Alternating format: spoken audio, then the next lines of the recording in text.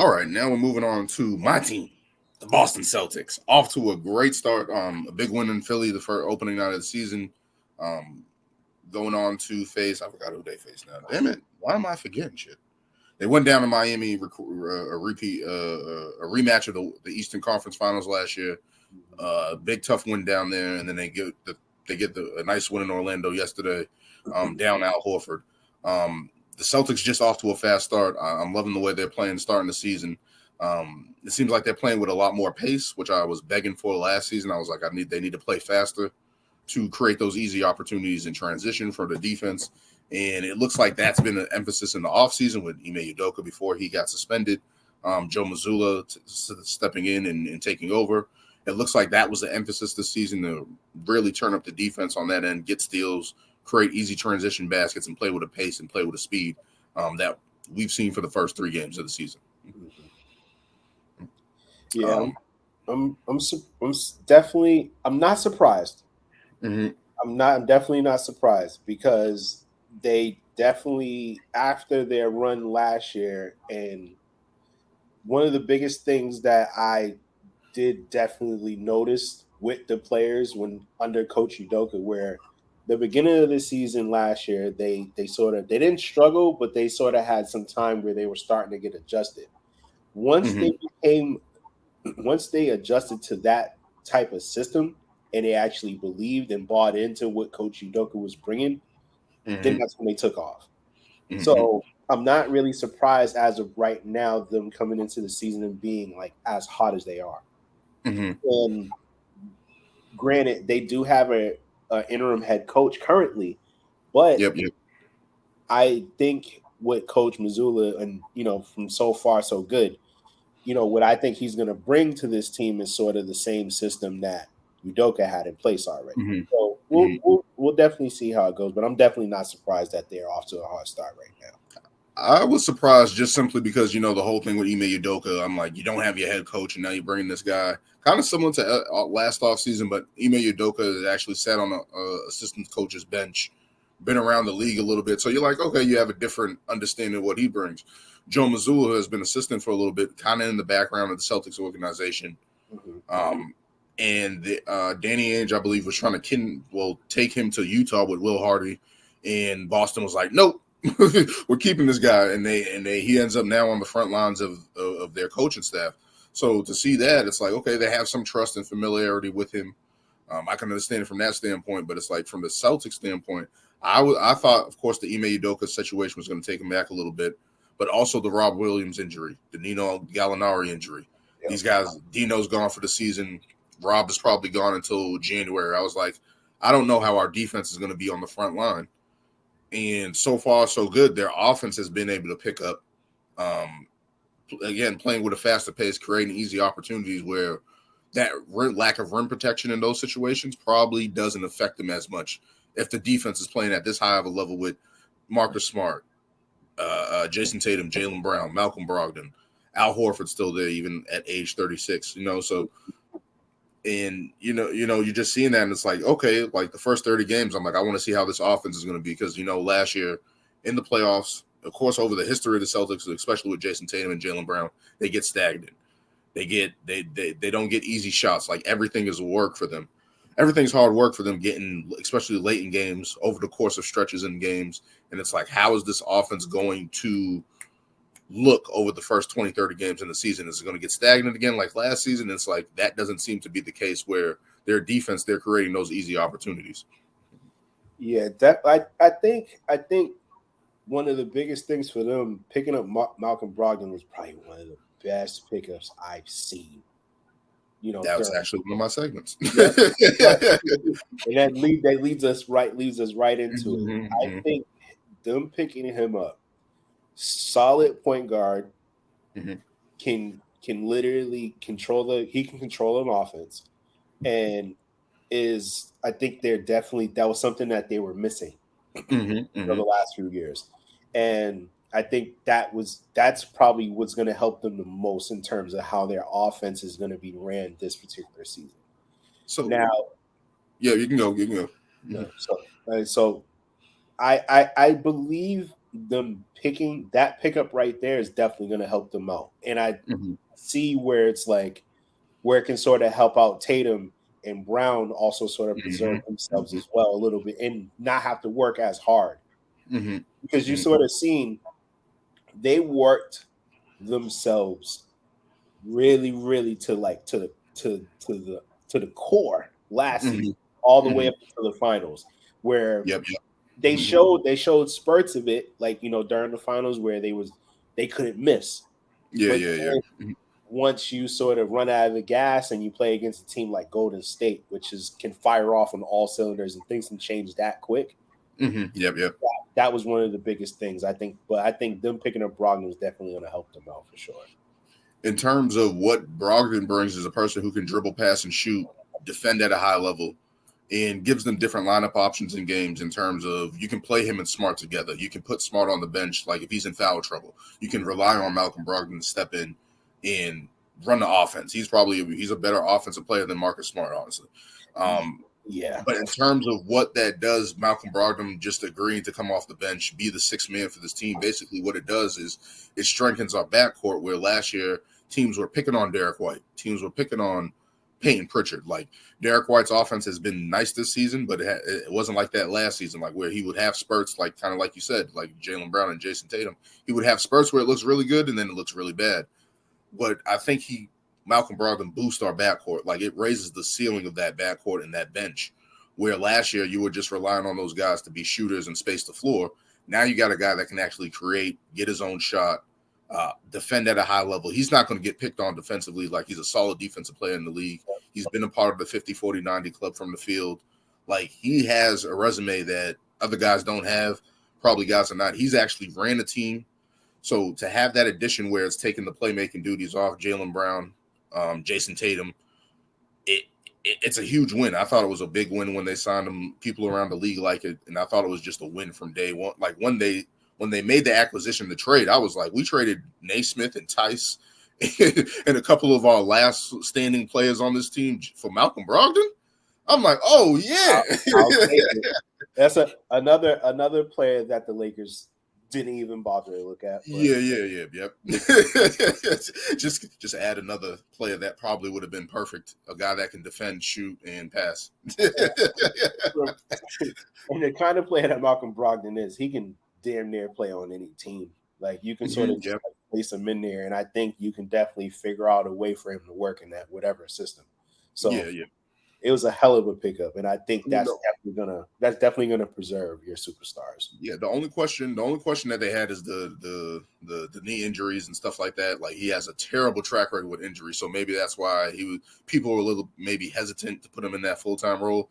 But for him to land on the Boston Celtics as a sixth man, if they want to play small, especially when Rob Williams comes back, you can put Tatum at the 4, Brown at the 3, him and Marcus Smart in your backcourt and not lose a step defensively. So to look at that from that perspective and have the different lineups of what he brings to the Celtics, it's like, it's crazy. Like, it's funny though, because I believe that he should start and that Marcus Smart should come off the bench, because Marcus is going to bring. Hey. The only reason why I say that is just because granted, right? You need more. One of the biggest things that was sort of like lacking in terms of like their benches, like having a dog that came up. Yeah. And I think Marcus Smart think about it in a sense where it's like Marcus Smart won Defensive Player of the Year as a starter, and playing along with the other two guys. Now, if he came off the bench and was able to control the offense somewhat, not in particular situations where he's causing turnovers, pretty much losing games in tough situations. I think him coming off the bench and him bringing his dog and his mentality off the bench along with those other players can definitely fuel them to sort of themselves as well. But yeah, we'll see how it goes. I think Brock.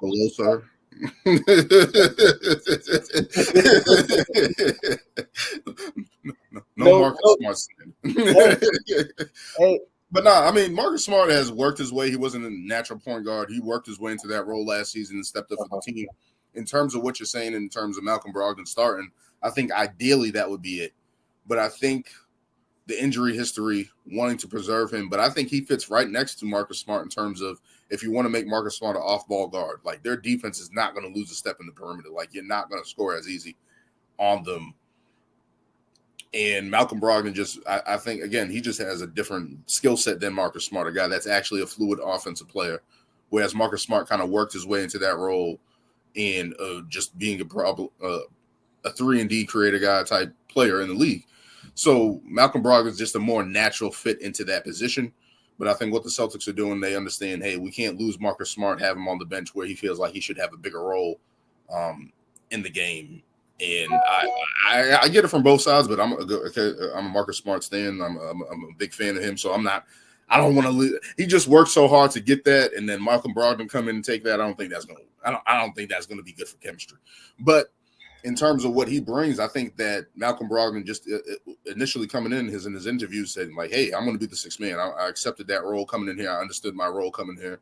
For him to do that kind of takes the pressure off of that for the organization and Marcus Smart. Like, yo, you still the guy here.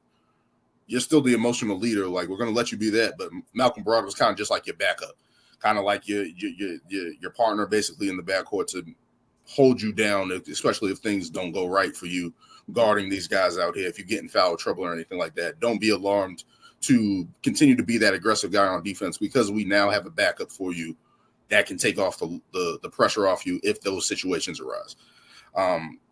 But let's talk about the growth of the Jays. Jason Tatum, Jaylen Brown coming out gangbusters early to start the season. And instantly, I'm like, the first thing I've noticed, they're getting to the basket. Like that's the first thing I've noticed over the first couple of games. Like they're getting to the basket. They're finishing at the rim, whereas in a couple, of course, over the course of their careers, they've always been criticized for settling for jumpers, not being aggressive, not getting to the line. And it seems that doesn't seem to be the case this season, where they are actually attacking the basket, getting in transition, and using their strength and size and athleticism to finish. Yeah, they definitely picked up where they left off. Mm-hmm. That's for sure. Mm-hmm. Where it's like now they've had their experience in the finals.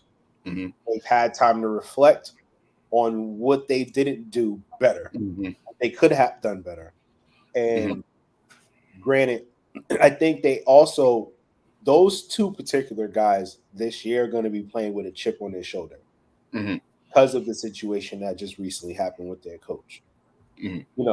And they still got work they got to do. So even though you won't have your coach for the whole entire season, anybody would know, like, there's going to be conversations that they're going to be. They definitely probably call Udoka on the phone after and talk to him all the time. So and it's not like they're not going to have any type of contact with him.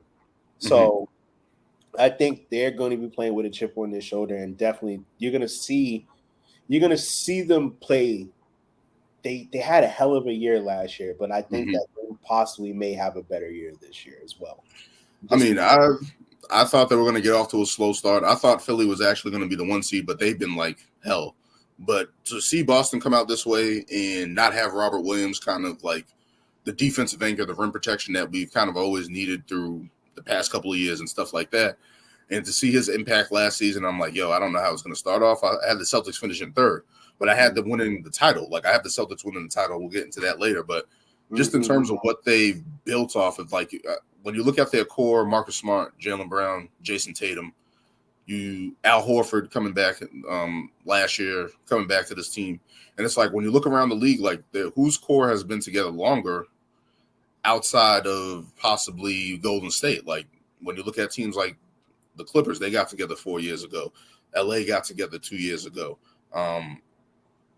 Brooklyn just got together 2 years ago. They're probably Milwaukee probably has the core the longest with the Celtics in the Eastern Conference. So it's like there's a chemistry and continuity there that came from past years, and now it's like we're finally hitting our stride and where this potential of this team has been for the past couple of years, where in 2018 we were like, hey, we're going to win the title. We have those injuries to Kyrie Irving, Gordon Hayward. 2019, it's like, all right, we got all our guys back. We're going to win the title. And then there's just too many mouths to feed. 2020 in the bubble, Gordon Hayward gets hurt. It's like all these little setbacks And then we finally 2021 Jaylen Brown breaks his wrist. It's like, damn, like all these setbacks to this team, and it's like last year finally breaking through and getting to the finals. It's like, okay, now we're in the right terms of progression with Jaylen Brown and Jason Tatum. Like these guys, after it, they can both get 30 a night, play high level defense, and now to create these easy baskets in transition. The way this team has the backup in terms of Malcolm Brogdon, Grant Williams is off to a hot start.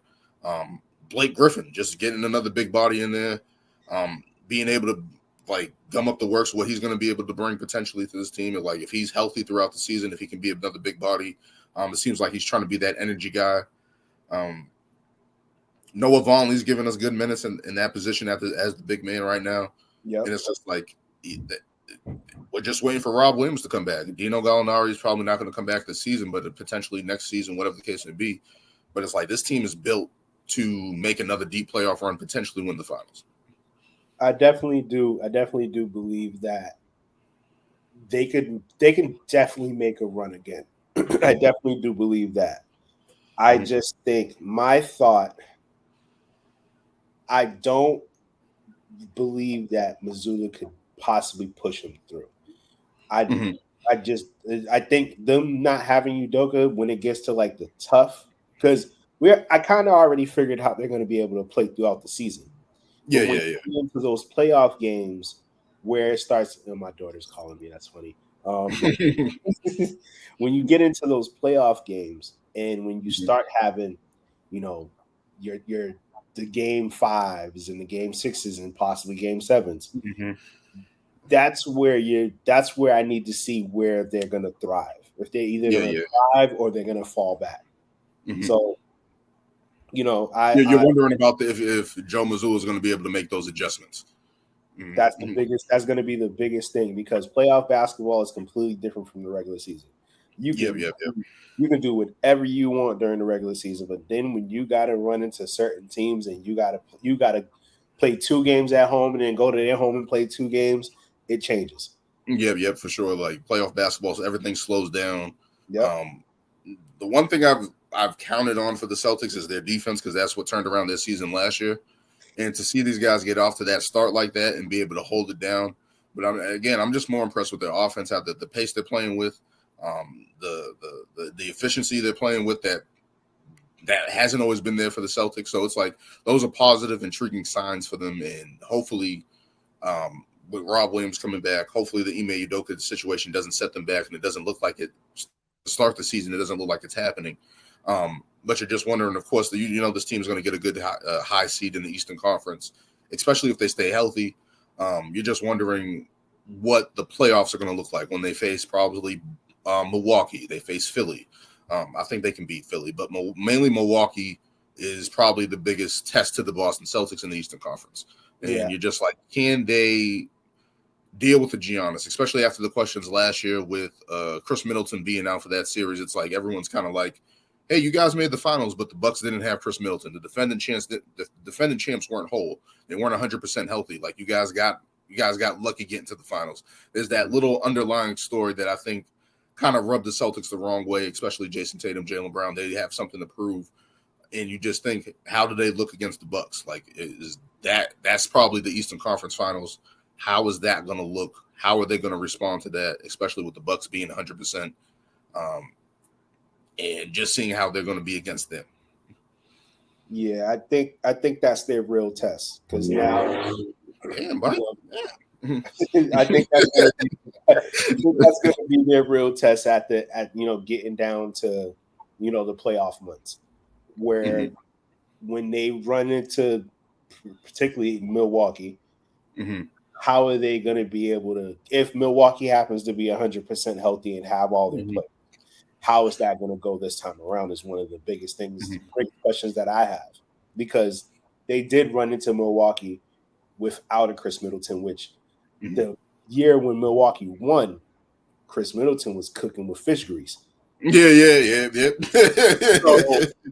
So he was stepping up big time for them, knocking down. He was their late game situations guy, knocking down big shots, timely shots. He was tough. So, not having to deal with somebody that can go and get their own bucket, for amount of time is that worked in their favor. But if he comes back and he's there this playoffs and they run into him again, who knows? Who knows? And he's in a contract here. Chris Middleton, he's in a contract here, so he's looking to prove something. He's looking to earn his dollars and basically put on a show. Basically, when he comes back, he's hurt right now. I think he's out for a little bit. Yeah, he is. Start the season. So to potentially have Chris Middleton come back and be a 20-point per game scorer next to Giannis, who took us to 7 last year with Drew Holiday, and Drew Holiday is just probably, again, everyone says this, he's one of the most underrated players probably in league history. What he does defensively, what he does offensively, even though he struggles offensively at times, he still has a pace to his game. He's not going to kill you offensively on that end, but his defense is just crazy, and especially next to Giannis.